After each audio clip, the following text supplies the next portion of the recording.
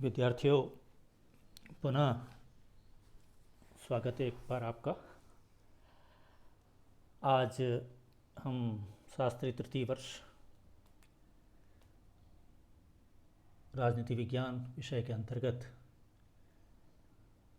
भारत की विदेश नीति के बारे में आगे अध्ययन करेंगे। पिछली स्लाइड में अपन ने भारत विदेश नीति की परिभाषा और विदेश नीति का अर्थ और विदेश नीति को निर्धारित करने वाले तत्वों के बारे में तथा विदेश नीति के उपकरणों के बारे में पढ़ा था।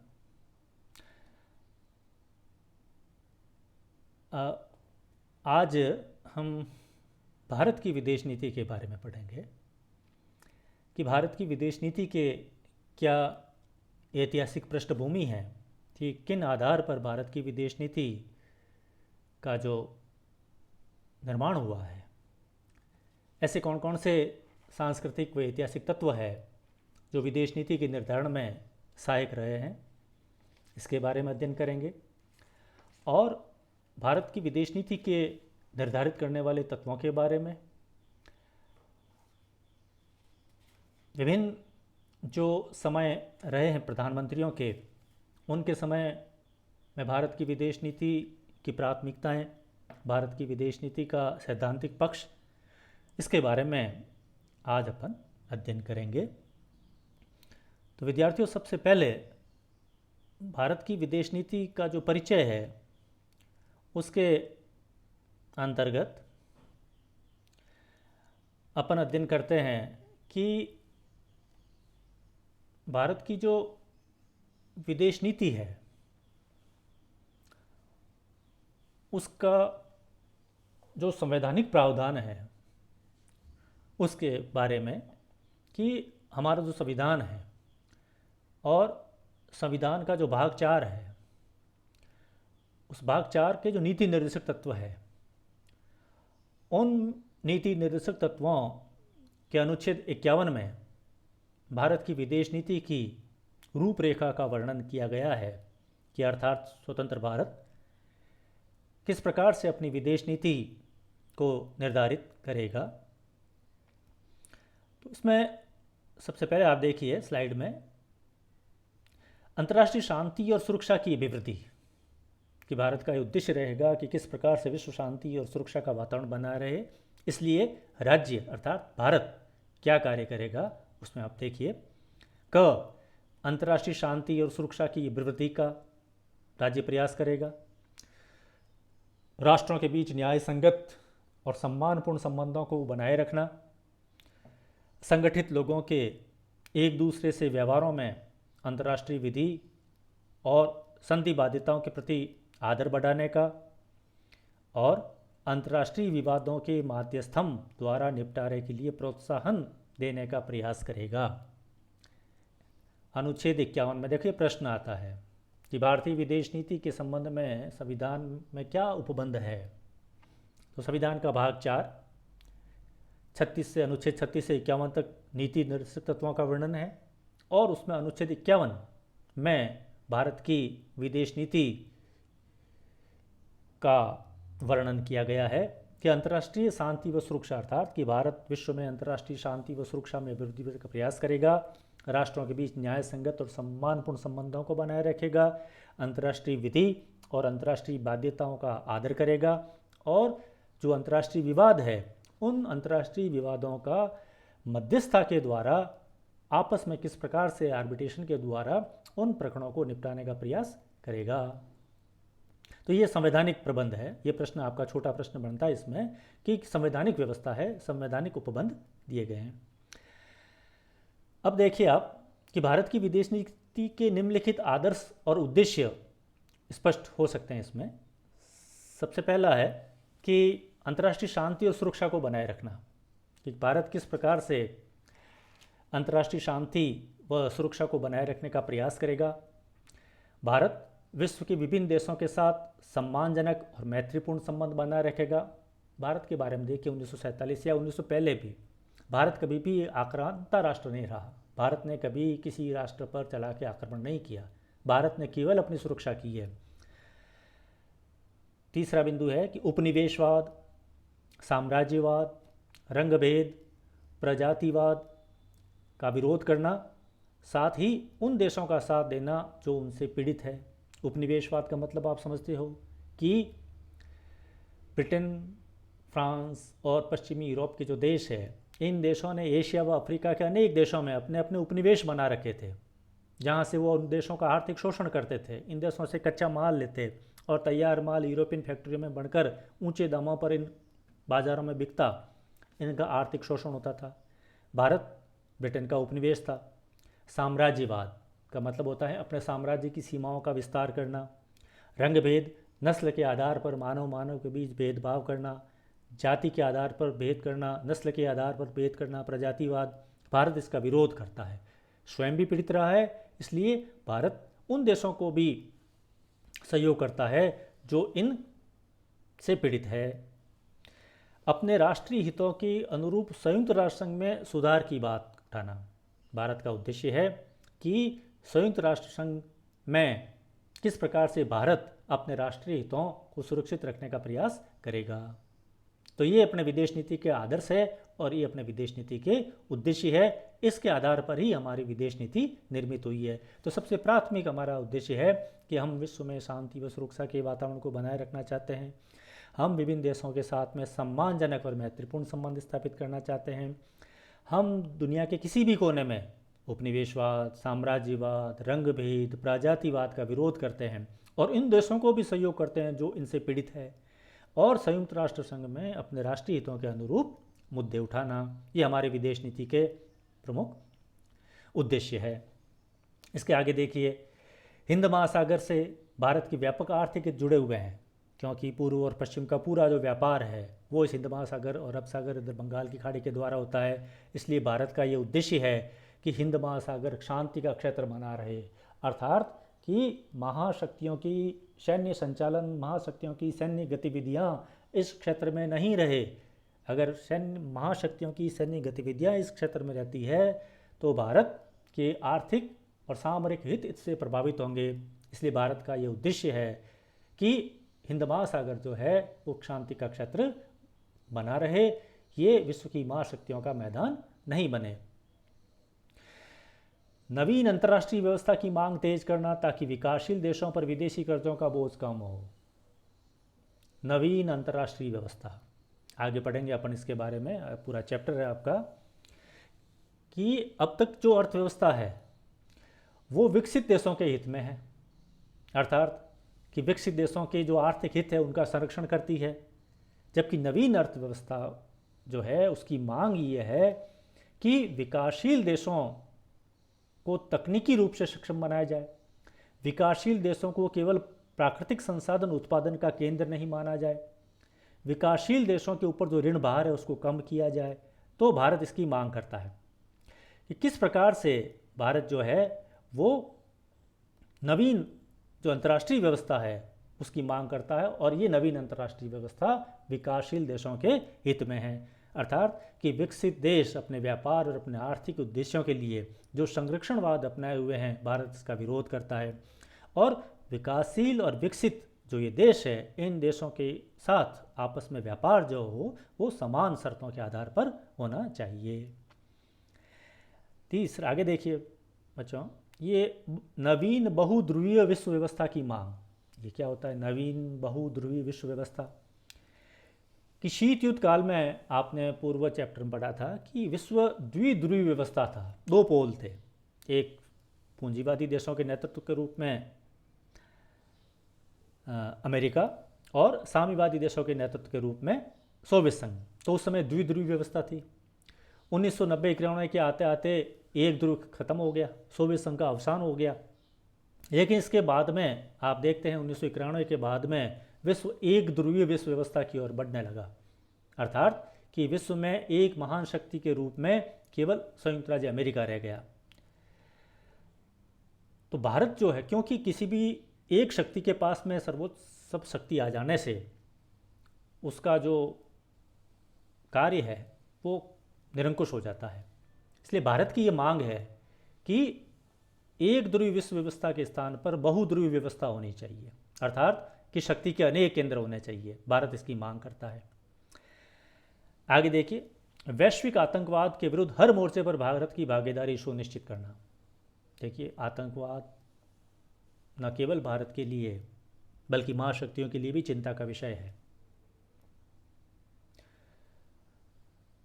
भारत की ये मांग है, चाहे वो द्विपक्षीय संबंधों में हो या क्षेत्रीय संगठनों में या वैश्विक संयुक्त राष्ट्र संघ के स्तर पर, भारत की मांग है कि दुनिया में जो धार्मिक कट्टरता बढ़ रही है, इस्लामिक कट्टरवाद जो बढ़ रहा है, आतंकवाद का किसी भी रूप हो, भारत इसका विरोध करता है और दुनिया के साथ सहयोग करने के लिए सदैव तत्पर रहा है। और अंत में देखिए, संयुक्त राष्ट्र संघ के चार्टर और सिद्धांतों में पूर्ण आस्था बनाए रखना। आप देखेंगे कि भारत जो है वो संयुक्त राष्ट्र संघ का संस्थापक सदस्य है। जब संयुक्त राष्ट्र संघ की स्थापना हुई तो भारत उसमें मेंबर बना। इसलिए भारत का उद्देश्य है कि जो संयुक्त राष्ट्र संघ का जो चार्टर है, जो उसके जो सिद्धांत है, उस सिद्धांतों में भारत की पूर्ण आस्था है और हर स्तर पर संयुक्त राष्ट्र संघ के जो चार्टर है, उसके जो सिद्धांत है, उसको बनाए रखने का प्रयास करता है। ये बच्चों देखिए, हिंद महासागर के बारे में बताया गया है। देखिए, प्रकृति ने भारत को कितना महान देन दी है कि अरब सागर पश्चिम में देखिए आप, पूरा पूर्व में ये बंगाल की खाड़ी है, दक्षिण पूरा ये हिंद महासागर का क्षेत्र है, उत्तर में महान हिमालय पर्वतमाला है। अब भारत का ये उद्देश्य है विदेश नीति में कि किस प्रकार से अपनी जो प्राकृतिक संप्रभुता है उसको अपन सुरक्षित रख पाते हैं। इसी उद्देश्य को लेकर हमने विदेश नीति की जो प्राथमिकताएं अपनी तय की है। आप नक्शा देखिए, आप अंतर्राष्ट्रीय संबंध अगर पढ़ते हैं तो आपको विश्व राजनीति, विश्व का जो नक्शा है, विश्व का जो मानचित्र है, उसका आपको अध्ययन होना चाहिए। क्योंकि बगैर विश्व में देशों की भौगोलिक स्थिति को अगर आपको जानकारी नहीं है तो आप अंतर्राष्ट्रीय संबंध का जो विषय है वो उतनी रुचि से नहीं पढ़ पाएंगे। आपको मालूम होना चाहिए कि यूरोप कहाँ है, अमेरिका कहाँ है, रूस कहाँ है, चीन, भारत की क्या स्थिति, जापान कहाँ है। क्योंकि हर देश की जो भौगोलिक स्थिति है वो उस देश की विदेश नीति में बहुत महत्वपूर्ण भूमिका निभाती है। इसलिए अपने को विश्व के जो मानचित्र है, जैसे भारत पढ़ रहे हैं भारत की विदेश नीति, तो भारत का मानचित्र आपको दिमाग में होना चाहिए कि भाई उत्तर, दक्षिण, पूर्व, पश्चिम किन किन देशों से भारत घिरा हुआ है और किस प्रकार से भारत की विदेश नीति जो है वो सुरक्षित रह सकती है। ये नक्शा आप अच्छी तरह से पढ़िए। अब आता है भारत की विदेश नीति के निर्धारक तत्व। इससे पहले चैप्टर में अपने पढ़ा था कि किसी भी देश की विदेश नीति के निर्धारक तत्व क्या होते हैं। इस चैप्टर में अपन पढ़ रहे हैं कि भारत की विदेश नीति के क्या क्या निर्धारक तत्व हैं। वही लगभग वही निर्धारक तत्व हैं जो विश्व राजनीति के या विश्व अन्य देशों के विदेश नीति के निर्धारक होते हैं। कुछ विशेष है जिसके बारे में अपन इस चैप्टर में पढ़ेंगे। सबसे पहला है कि भूगोल, कि किस प्रकार से भूगोल ने भारत की विदेश नीति को प्रभावित किया है। देखिए, भारत जो आपने नक्शे में अभी देखा, भारत का जो दक्षिणी भाग है वो प्रायद्वीप है। और प्रायद्वीप किसको कहते हैं? वह भूभाग जो 3 और समुद्र से घिरा हो प्रायद्वीप कहलाता है। तो भारत 3 तरफ से समुद्र से घिरा हुआ प्रायद्वीप है और भारत का अधिकांश व्यापार इसी समुद्र से होता है, चाहे पूर्व हो चाहे पश्चिम हो। अतः अरब सागर, बंगाल की खाड़ी और हिंद महासागर शांति का क्षेत्र बना रहे, इसी आधार पर भारत की विदेश नीति का निर्माण हुआ है। भारत कभी नहीं चाहेगा कि यह क्षेत्र अंतर्राष्ट्रीय खिलाड़ियों का मैदान बने। इसी उद्देश्य को पूरा करने के लिए हिंद महासागर तटीय क्षेत्रीय सहयोग संघ की स्थापना की गई। इसमें भारत सहित हिंद महासागर के तटवर्ती 21 देश और 7 वार्ता साझेदार देश, अर्थात कि हिंद महासागर के तट पे जो भी देश स्थित है उन देशों का हिमतक्षेश कहलाता है वो संगठन। उसमें 21 देश है और 7 इसमें वार्ता साझेदार के रूप में सम्मिलित है। इन देशों का एक संगठन बना हुआ है जिनका उद्देश्य यह है कि हिंद महासागर की सीमा पर स्थित ये देश किस प्रकार से अपनी सामूहिक सुरक्षा, अपने आर्थिक हितों को पूरा करने का कार्य करते हैं। तो हिमतक्षेश कहलाता है ये। दूसरा देखिए, विचारधारा। विचारधारा किसी भी देश की विदेश नीति का अमूर्त साधन है। विचारधारा उस देश को एक शक्ति प्रदान करती है, एक आत्मिक शक्ति प्रदान करती है लोगों में, और विचारधारा के आधार पर ही कोई देश अपने राष्ट्रीय हितों को मजबूती के साथ आगे बढ़ा सकता है, उसमें संबल प्रदान करने का कार्य करता है, एक दिशा तय होती है विचारधारा से। तो भारतीय विचारधारा प्राचीन काल से ही वसुधैव कुटुंबकम की रही है, अर्थात कि भारत पूरी दुनिया को एक परिवार के रूप में मानता है। परिवार में जिस प्रकार से एकता का भाव होता है, वही भाव दुनिया से अपेक्षा करता है भारत, और पूरे विश्व को एक परिवार के समान मानता है। देखिए, आधुनिक समय में राजा राम मोहन राय, महर्षि अरविंद, रविंद्रनाथ टैगोर, महात्मा गांधी के मानवतावादी विचारों की स्पष्ट छाप भारत की विदेश नीति में दिखाई देती है। पंडित दीनदयाल उपाध्याय का एकात्म मानववाद, और जवाहरलाल नेहरू लगभग 17 वर्षों तक भारत के प्रधानमंत्री विदेश मंत्री के रूप में कार्य किया, आपको मालूम होना चाहिए। 1947 से ही नेहरू विदेश मंत्री भी थे। और नेहरू ने जो मानववाद दिया, कि मानववाद का मतलब होता है कि कोई भी कार्य करने में जो केंद्र है वो मनुष्य होना चाहिए, मानव होना चाहिए, मानव की गरिमा होनी चाहिए, मनुष्य का व्यक्तित्व होना चाहिए। तो नेहरू के मानववाद और उनका अंतर्राष्ट्रीयवाद, अंतर्राष्ट्रीयवाद का मतलब होता है कि किस प्रकार से एक राष्ट्र अन्य राष्ट्रों के साथ में अपने संबंधों को आगे बढ़ाए। तो भारत की विदेश नीति का जो मुख्य आधार दिया था वो पंडित नेहरू ने दिया, और उनके दो महान विचार मानववाद और अंतर्राष्ट्रवाद के आधार पर ही भारत की विदेश नीति निर्मित हुई है। इसी कारण नेहरू को भारत की विदेश नीति का निर्माता कहा जाता है, भारत की विदेश नीति का शिल्पकार कहा जाता है। ठीक है, आगे अपन देखते हैं। इसी प्रकार से भारत की जो विचारधारा को निर्मित करने में गौतम बुद्ध द्वारा प्रतिपादित और सम्राट अशोक द्वारा प्रचारित शांति और अहिंसा की अवधारणा, गौतम बुद्ध ने जो 5 शील बताए थे, और अहिंसा की जो अवधारणा सम्राट अशोक ने दी थी कलिंग युद्ध के बाद में बौद्ध धर्म में, उसके बाद में अकबर और शिवाजी ने जो शांतिपूर्ण सहअस्तित्व की नीति अपनाई, इससे भारतीयों में सहिष्णुता की जो भावना है वो विकसित हुई, और इसी भावना के आधार पर हमारी विदेश नीति निर्मित होती है। आपको ध्यान रखना चाहिए कि 1954 में जो भारत और चीन के बीच में तिब्बत को लेकर जो 8 वर्षीय व्यापारिक समझौता हुआ था, जिसको पंचशील समझौते के नाम से जानते हैं, जिनमें 5 शील 5 आदर्श को स्थान दिया गया था, वो भी बौद्ध धर्म की विचारधारा पंचशील से ही प्रभावित था। अर्थात कि भारत की जो सांस्कृतिक विरासत है, हमारी जो सांस्कृतिक उपलब्धियां हैं, जो आदर्श है, उन आदर्शों के आधार पर ही हमारी जो विदेश नीति है वो निर्धारित होती है। आगे देखिए, सैनिक गुटबंदी से पृथक रहना। हमारे अनुच्छेद 51, संविधान के अनुच्छेद 51 में ये स्पष्ट लिखा हुआ है कि भारत अंतर्राष्ट्रीय शांति व सुरक्षा के वातावरण को बनाए रखने का प्रयास करेगा, और उसी के अनुरूप जब द्वितीय विश्व युद्ध समाप्त हुआ और विश्व राजनीति 2 ध्रुवों में बट गई, अमेरिका और सोवियत संघ खेमों में, और विश्व के अनेक देश इन खेमाबंदी से जुड़ गए, और इन देशों के द्वारा जो सैनिक गुटबंदियां बनाई गई थी, जैसे नाटो है, सीटो है, सेंटो है, उसी प्रकार से सोवियत संघ के नेतृत्व में वार्सा पैक्ट है, सैन्य संगठन थे। भारत इन सैन्य संगठनों से अलग रहा, कि भारत किसी भी सैन्य संगठन में सम्मिलित नहीं होगा।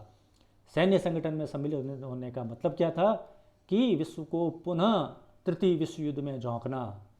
इसलिए भारत इन गुटबंदी से पृथक रहा और अपने गुटनिरपेक्षता या गुटनिरपेक्ष आंदोलन के माध्यम से स्वयं भी जुड़ा, और अन्य जो शांति और सहयोग के वातावरण में विश्वास रखते थे उन राष्ट्रों को जोड़कर भारत ने गुटनिरपेक्ष आंदोलन की नींव डाली।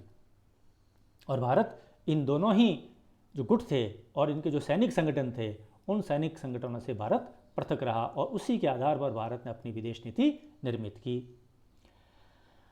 आगे देखिए, भारत दोनों ही गुटों से पृथक रहा। इसमें देखो स्लाइड में लिखा है कि भारत दोनों ही गुटों से पृथक रहा। कौन कौन से 2 गुट? पूंजीवादी गुट और साम्यवादी गुट।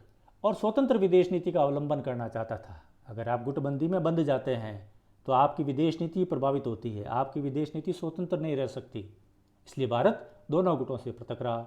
इसी कारण स्वतंत्रता के बाद भारत ने गुटनिरपेक्षता की नीति का निर्माण किया, ताकि किसी भी गुटबाजी में भारत को नहीं पड़ना पड़े और अपने आर्थिक वो औद्योगिक विकास के लिए भारत दोनों ही गुटों से सहायता प्राप्त करता रहा। अमेरिका से भी सहायता प्राप्त की और भारत के साथ सोवियत संघ की तो बड़ी साझेदारी थी। इसी प्रकार से देखिए सैनिक तत्व कि किस प्रकार से सैनिक तत्व जो है वो भारत की विदेश नीति को प्रभावित करते हैं। इसमें लिखा है स्वतंत्रता के समय भारत सैनिक दृष्टि से मुख्य रूप से ब्रिटेन पर निर्भर था, क्योंकि लंबे समय तक उसके साथ रहा।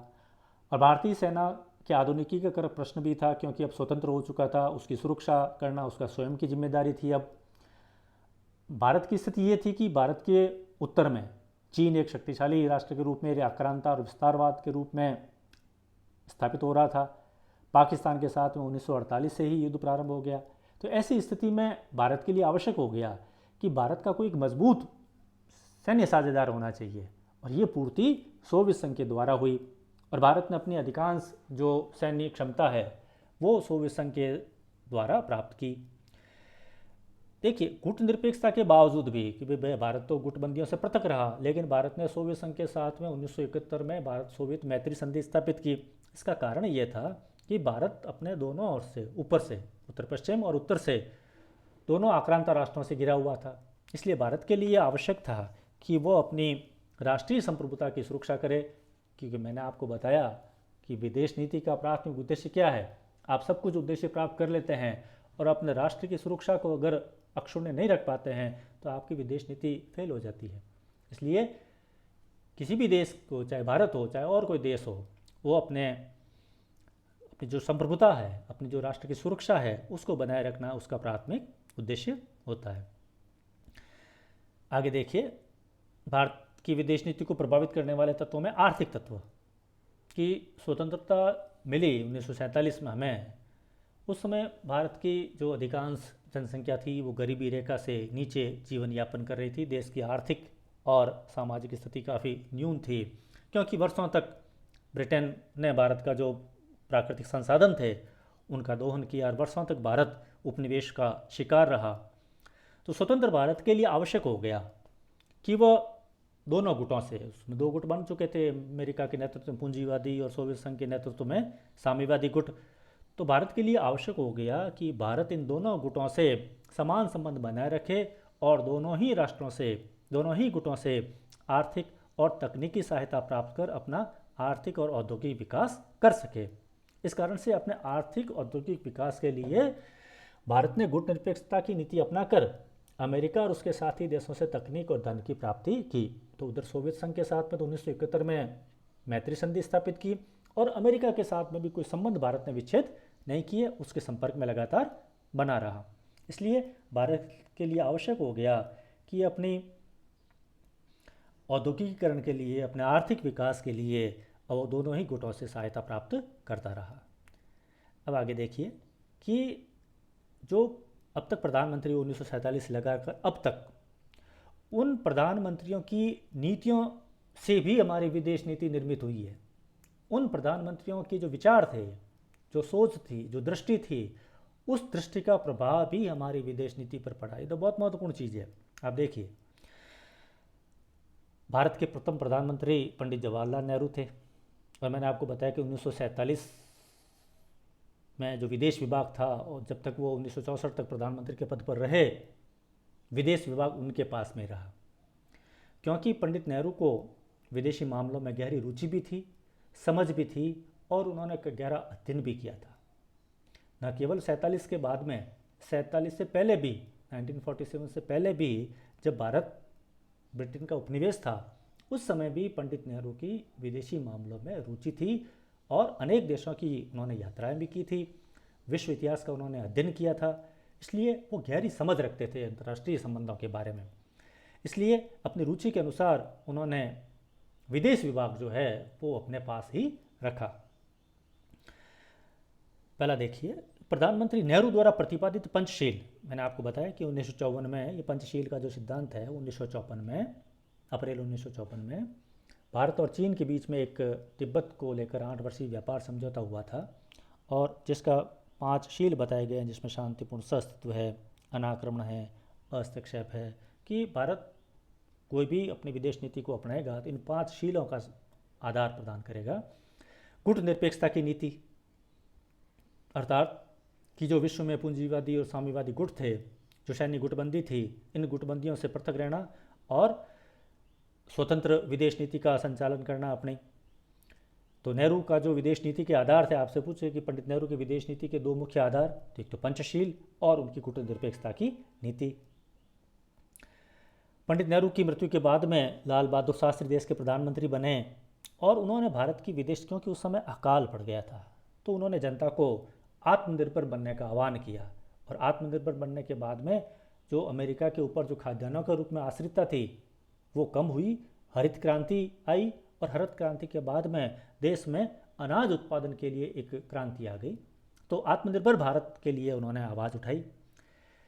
देखिए, जवाहरलाल नेहरू की पुत्री श्रीमती इंदिरा गांधी द्वारा प्रतिपादित लॉ नीति, उसके श्रीमती गांधी की जो त्वरित निर्णय लेती थी और कड़े निर्णय लेने के बारे में वो पहचान थी उनकी विदेश नीति के मामलों में। 1968 में जब भारत में जब अणु अप्रसार संधि पर हस्ताक्षर करने की बात आई तो इंदिरा गांधी ने मना कर दिया, क्योंकि ये अणु अप्रसार संधि पूर्णतः भेदभाव पर आधारित थी। ये जो परमाणु संपन्न राष्ट्र थे, उन राष्ट्रों को परमाणु क्षमता बनाए रखने का तो लाइसेंस देती है, लेकिन जो अन्य राष्ट्र है उनको परमाणु क्षमता पर रोक लगाने का एक अनैतिक कार्य था। इसलिए श्रीमती गांधी ने परमाणु अप्रसार संधि पर हस्ताक्षर करने बंद कर दिए। इसके साथ ही इंदिरा गांधी ने 1971 में जो बांग्लादेश वार हुआ, उस युद्ध में जो नया भूगोल बदला, इसके बारे में भी उसकी पहचान है अपने आप में। तो इंदिरा गांधी की जो नीति थी वो लॉ नीति थी, कड़े फैसले लेने के लिए पहचानी जाती थी। इसके बाद प्रधानमंत्री पीवी नरसिम्हा राव, ये लुक ईस्ट नीति। ये लुक ईस्ट नीति क्या होती है? लुक ईस्ट का मतलब है कि राव का यह आह्वान था कि भारत को अपने जो सांस्कृतिक संबंध अपन उत्तर भारत में जिन देशों के साथ में था और विशेष रूप से दक्षिणी पूर्वी एशियाई देशों के साथ में, भारत को दक्षिणी पूर्वी एवं पूर्वी एशियाई जो देश है उन देशों के साथ में अपने संबंधों का विस्तार करना चाहिए। क्योंकि अब तक भारत की जो विदेश नीति थी वो ज़्यादातर यूरोप और पश्चिम के देशों के साथ में थी, लेकिन प्रधानमंत्री पीवी नरसिम्हा राव ने भारत की लुक ईस्ट नीति का प्रतिपादन किया। अर्थात कि जो पूर्व और दक्षिण पूर्वी एशिया के जो देश है जो सांस्कृतिक रूप से भारत से जुड़े हुए हैं, उन देशों के साथ में भारत को अपने विदेशिक संबंधों को मजबूत करना चाहिए। आगे देखिए, इनके बाद इंद्र कुमार गुजराल द्वारा प्रतिपादित पड़ोसी देशों के साथ संबंध सुधारने वाली गुजराल डॉक्ट्रिन, अर्थात कि भारत एक बड़ा राष्ट्र है और भारत के आसपास छोटे जो 7 अन्य देश है, उन देशों के साथ में एक बड़े भाई की तरह व्यवहार करते हुए, बड़ा दिल रखते हुए, गिव टेक वाला संबंध न रखते हुए, देने के बाद में सोचना नहीं, और छोटे भाई के रूप में उन देशों के साथ में संबंधों को मजबूत करने की प्राथमिकता दी जाए। तो गुजराल डॉक्ट्रिन कहलाती, ये भी प्रश्न आता है छोटा कि गुजराल डॉक्ट्रिन क्या है। गुजराल डॉक्ट्रिन का मतलब है कि प्रधानमंत्री इंद्र कुमार गुजराल द्वारा पड़ोसी देशों के साथ में संबंधों को सुधारने वाली नीति। आगे देखिए, प्रधानमंत्री नरेंद्र मोदी की एक्ट ईस्ट और नेबरहुड फर्स्ट पॉलिसी, अर्थात पीवी नरसिम्हा राव ने तो लुक ईस्ट पॉलिसी दी थी, अर्थात कि पूर्व की ओर हमें देखना चाहिए, लेकिन प्रधानमंत्री मोदी ने कहा कि देखना ही नहीं चाहिए, देखने के साथ साथ उनके साथ में संबंध स्थापित भी करना है, एक्ट भी करना है, कार्य भी करना है ईस्ट के साथ में। अर्थात कि जो पूर्वी एशिया के जो देश है, जो दक्षिणी पूर्वी एशिया के जो देश है, उन देशों के साथ में भारत अपने विभिन्न संबंधों को मजबूत बनाए।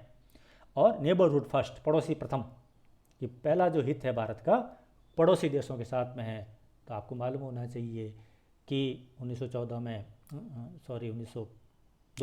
में जब प्रधानमंत्री मोदी ने शपथ ग्रहण समारोह हुआ तो भारत के जो पड़ोस के जो सार्क देश है उन देशों को शपथ ग्रहण समारोह में निमंत्रित किया। इससे क्या लगता है, प्रधानमंत्री का ये विचार था कि हमारे हित जो है वो पड़ोस में पहले जुड़े हुए हैं, इसलिए भारत को अपने पड़ोसी देशों के साथ में अपने संबंध सुधारने में प्रयास करना चाहिए। आगे देखिए ये बहुत महत्वपूर्ण है, ये आपका बड़ा प्रश्न बनता है इसमें, निबंधात्मक प्रश्न, भारत की विदेश नीति की मुख्य विशेषताएं और सिद्धांत। एक बहुत महत्वपूर्ण प्रश्न है आपका, ये बड़ा प्रश्न बनता है और आपको अच्छी तरह से इस प्रश्न को समझना है अच्छी तरह से।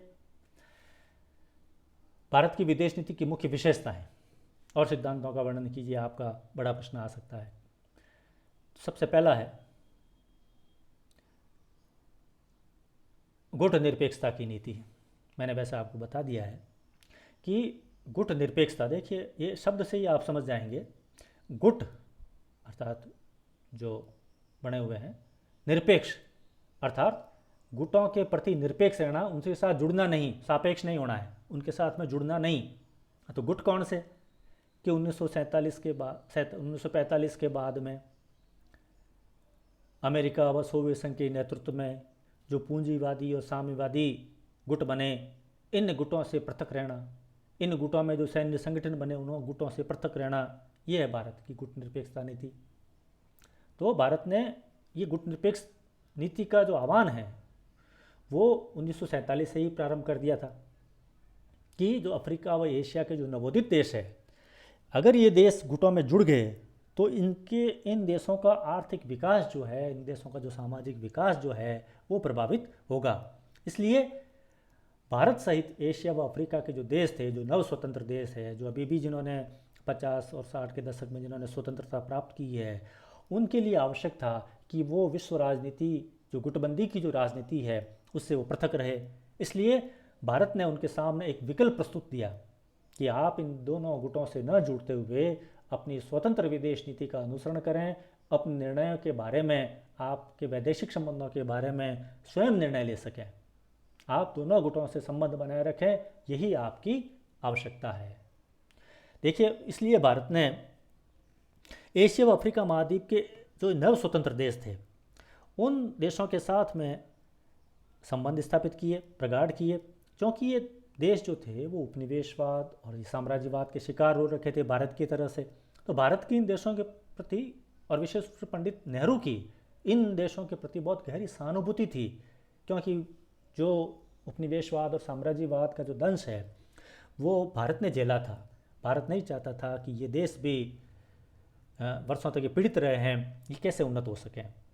तो 1947 में इस गुट निरपेक्ष नींव के रूप में 1947 में पंडित जवाहरलाल नेहरू के सुझाव पर एक 28 देशों का एक सम्मेलन भी आयोजित हुआ था, अफ्रो एशियाई सम्मेलन कहते हैं। फिर 1949 में नई दिल्ली में एक सम्मेलन हुआ, और सबसे महत्वपूर्ण 1955 में इंडोनेशिया के बांडुंग नगर में एशिया अफ्रीका सम्मेलन हुआ 29 देशों का। इन देशों में पंचशील का जो आदर्श है वो स्वीकार किया गया, और एक गुट निरपेक्ष रहते हुए, गुटों से पृथक रहते हुए स्वतंत्र विदेश नीति का अनुसरण करने का आह्वान किया गया। उस सम्मेलन में एक बहुत बढ़िया कथन है कि जो 1955 में बांडुंग सम्मेलन हुआ, उस सम्मेलन में पंडित नेहरू ने बहुत ही गर्मजोश से आह्वान किया कि हम रूसियों, अमेरिकियों तथा यूरोपियनों की कठपुतली नहीं है। पंडित नेहरू ने क्या कहा कि हम एशिया व अफ्रीका के जो नवोदित देश है, वो हम रूसियों की, अमेरिका और यूरोपियन जो देश है, उन देशों की कठपुतली मात्र नहीं है, हम एशियाई और अफ्रीकी लोग हैं। यदि हम अमेरिका या रूस अथवा यूरोप के किसी भी दूसरे गुट का अनुसरण करते हैं तो हमारी प्रतिष्ठा तथा नव प्राप्त स्वतंत्रता के लिए गर्व की बात नहीं होगी।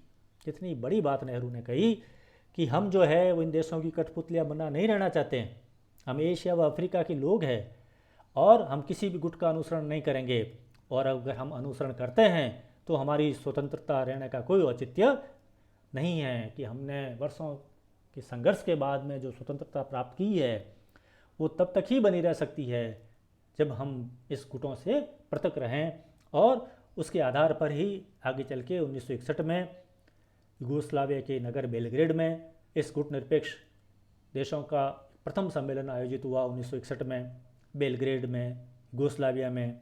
और आपको ध्यान होना चाहिए कि गुट निरपेक्ष आंदोलन के जो कर्णधार थे उसमें सर्वप्रथम पंडित जवाहरलाल नेहरू, मिस्र के राष्ट्रपति कर्नल नासिर, यूगोस्लाविया के राष्ट्रपति मार्शल टीटो, इंडोनेशिया के राष्ट्रपति सुकर्णो, घाना के राष्ट्रपति एनक्रूमा, ये इसके आधार थे, कर्णधार थे गुट निरपेक्ष आंदोलन के। तो भारत की विदेश नीति का पहला बिंदु, सबसे महत्वपूर्ण बिंदु है गुट निरपेक्षता की नीति। आपको समझ में आ गया कि गुटों से पृथक रहने की नीति, अपने स्वतंत्र विदेश नीति, ठीक है। दूसरा है शांति, मैत्री और सह अस्तित्व की नीति। हमारे संविधान के अनुच्छेद 51 में ये वर्णित है कि भारत विश्व शांति व विश्व में सहयोग स्थापित करने का प्रयास करेगा। इसलिए भारत ने, चाहे कोई स्तर हो, भारत ने विश्व शांति और विश्व सहयोग, विश्व में सहअस्तित्व की भावना पर बल दिया है।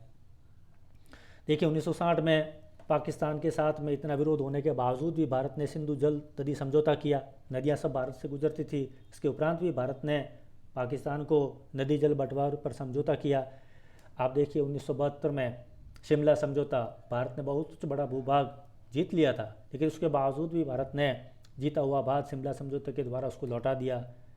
ताशकंद समझौते में भी यही हुआ था। इसके साथ आप देखिए 1977 में बांग्लादेश के साथ में फ़र्क का जो समझौता है, जिसमें भारत ने बांग्लादेश को ज़्यादा पानी देना भी स्वीकार किया। इसी प्रकार से भारत ने अपने पड़ोस में दक्षिण में देश लंका के साथ में 1954 में, 1964 में, 1977 में कई मित्रतापूर्ण समझौते किए। इस प्रकार से नेपाल के साथ में शांति संधि की, भूटान के साथ में शांति संधि की, सोवियत संघ के साथ में मैत्रीय सहयोग की संधि की है। इसी प्रकार से भारत कभी नहीं चाहता था कि दुनिया का शस्त्रीकरण हो, क्योंकि अस्त्र शस्त्रों की होड़ विश्व को पुनः तृतीय विश्व युद्ध की ओर ले जा सकती है, भारत की धारणा थी। इसलिए भारत ने 1963 में जो आंशिक परीक्षण संधि थी उस पर हस्ताक्षर करने वालों में भारत एक प्रमुख देश था। हालांकि 1968 की जो NPT थी या बाद में जो CTBT आई, भारत ने उस पर हस्ताक्षर करने से मना कर दिया। कारण क्या था? क्योंकि ये संधि भारत की सुरक्षा के लिए खतरा थी। ये विश्व को दो भागों में बांटती थी, एक तो परमाणु संपन्न राष्ट्र, परमाणु विहीन राष्ट्र। चूँकि भारत के उत्तर और उत्तर पश्चिम में दोनों परमाणु शक्तियाँ लगभग बन चुकी है। जैसे चीन ने तो 1964 में ही परीक्षण कर लिया था, परमाणु परीक्षण, और पाकिस्तान चोरी छिपे उत्तर कोरिया से और चीन से अपनी परमाणु क्षमता विकसित करने में लगा हुआ था। इसलिए भारत के लिए आवश्यक हो गया कि भारत अपनी परमाणु क्षमता विकसित करे, आक्रमण करने के लिए नहीं, केवल अपनी सुरक्षा के लिए, शांतिपूर्ण कार्यों में अपनी परमाणु क्षमता का उपयोग करने के लिए। तीसरा, विदेश नीति की जो मुख्य विशेषता है उसमें आता है पंचशील पर आधारित विदेश नीति। पंचशील, 5 गुण, ये मैंने आपको पहले बताया इससे पहले वाले चैप्टर में कि पंचशील का जो सिद्धांत है वो बौद्ध धर्म से संबंधित है। पंचशील का शाब्दिक अर्थ है आचरण के 5 सिद्धांत। कि जीवन में जिस प्रकार से एक मनुष्य के भी आचरण के सिद्धांत होते हैं, उसी प्रकार से विश्व में राष्ट्रों से भी अपेक्षा की गई है कि एक राष्ट्र अपनी विदेश नीति के निर्धारण में इन 5 सिद्धांतों का आचरण करेगा। बौद्ध धर्म में ये सिद्धांत व्यक्ति के लिए थे और भारत ने ये सिद्धांत अपनी विदेश नीति को आधार बना दिया। अंतर्राष्ट्रीय स्तर पर पंचशील समझौता तिब्बत के प्रश्न पर मैंने आपको बताया, भारत के प्रधानमंत्री नेहरू और चीन के प्रधानमंत्री चाउ एन लाई के बीच देखो ये प्रश्न आता है, ये बहुत महत्वपूर्ण छोटे प्रश्नों में पंचशील समझौता 29 अप्रैल 1954 को बीजिंग में हस्ताक्षर हुए। इसके पर यह समझौता मुख्य रूप से भारत और तिब्बत के व्यापारिक संबंधों पर केंद्रित था। और पंचशील कौन कौन से हैं ये देखिए आप। एक दूसरे की अखंडता और संप्रभुता का सम्मान करना, एक दूसरे पर आक्रमण नहीं करना, परस्पर अनाक्रमण, एक दूसरे के आंतरिक मामले में हस्तक्षेप नहीं करना अर्थात अहस्तक्षेप, समान और परस्पर लाभकारी संबंध स्थापित करना, और 5वां शांतिपूर्ण सहअस्तित्व। आप भी बने रहो, हम भी बने रहें, दुनिया भी बनी रहे, इसमें भारत विश्वास करता है। इस समझौते के तहत भारत ने तिब्बत को चीन का जो क्षेत्र है हालांकि स्वीकार कर लिया, चीन का जो विशेषाधिकार वहाँ स्वीकार कर लिया।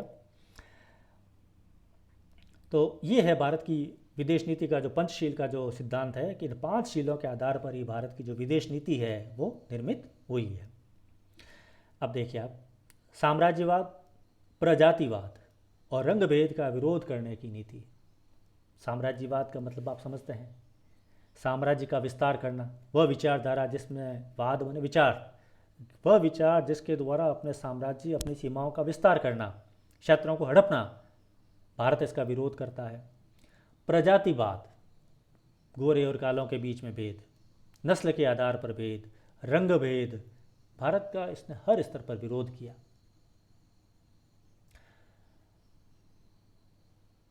भारत 1947 में स्वतंत्र हुआ और भारत ने स्वतंत्र होने के बाद भारत ने एशिया व अफ्रीका के जो भी पराधीन देश थे उन देशों के स्वतंत्रता संग्राम में अपना योगदान दिया, अपना समर्थन दिया।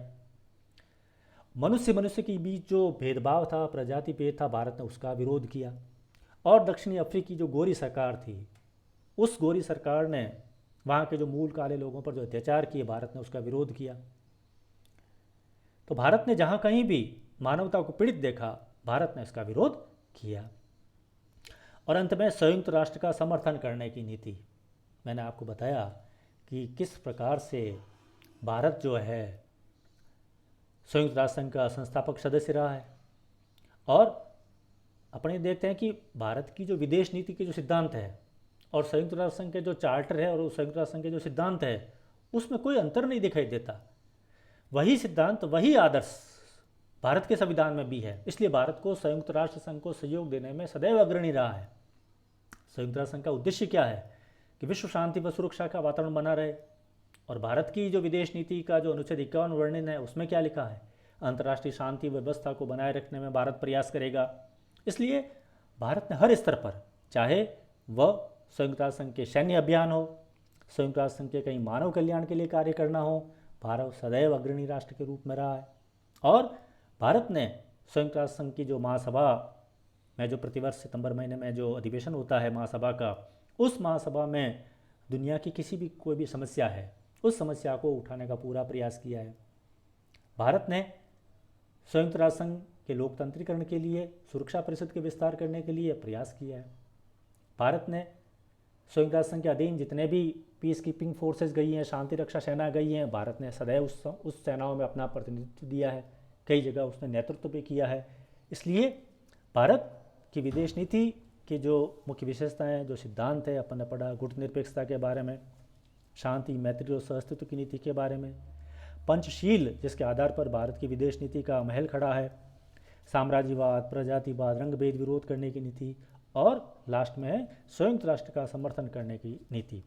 तो ये हमारे विदेश नीति की मुख्य विशेषताएं और सिद्धांत है। तो इस प्रकार से अपन ने इन दो चैप्टर्स में, पहले विदेश नीति के परिभाषा उसके बारे में, और दूसरा भारत की विदेश नीति के आधार, निर्धारक तत्व और भारत की विदेश नीति की मुख्य विशेषताएं और सिद्धांतों के बारे में अध्ययन किया।